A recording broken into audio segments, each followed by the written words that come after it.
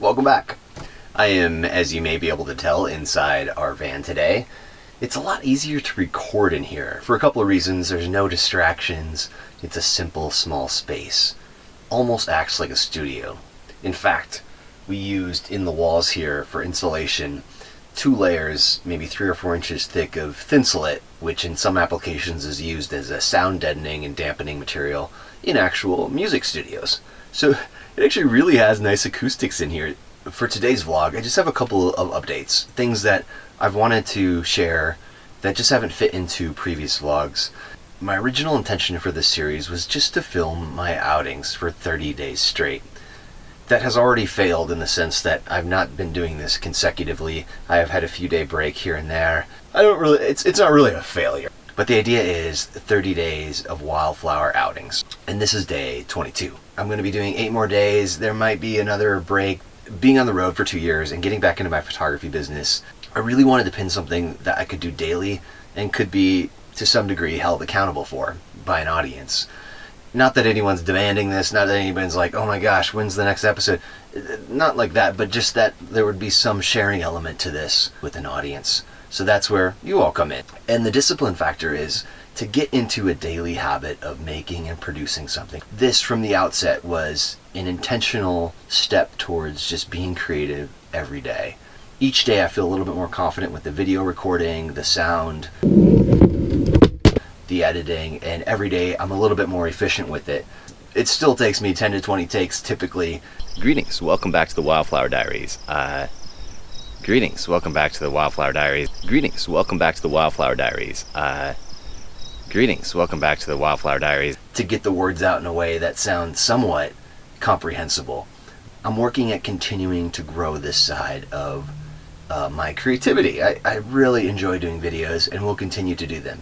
This series, the Wildflower Diaries, is all predicated on the spring bloom in Missoula. And coming back after 2 years living on the road, I am just in awe of how beautiful and lush this place is. And that's part of the visual engagement of this series for me, is to go out into the places that I love but haven't visited for a while and relearn them and fall in love all over again with them, which is unequivocally what has happened. It's been so amazing to go out every day to different places all around the valley and have such rich sensory experiences, both with the light, the growth, the wildflowers, the sounds, the smells. Everything is so fresh in the spring. By mid-June, we'll be on the backside of the arc of spring, at least in the low valleys, where flower petals will start dropping, grasses will start to dry out. The landscape will transition into its summer mode, where things are a bit drier and not as vibrant. It has its own unique beauty, but there is something very, very special about spring in Missoula and western Montana. And that's what the Wildflower Diaries has been all about, is engaging with that in a meaningful way with video and photography. That's enough of that monologue. I don't know if any of it made sense.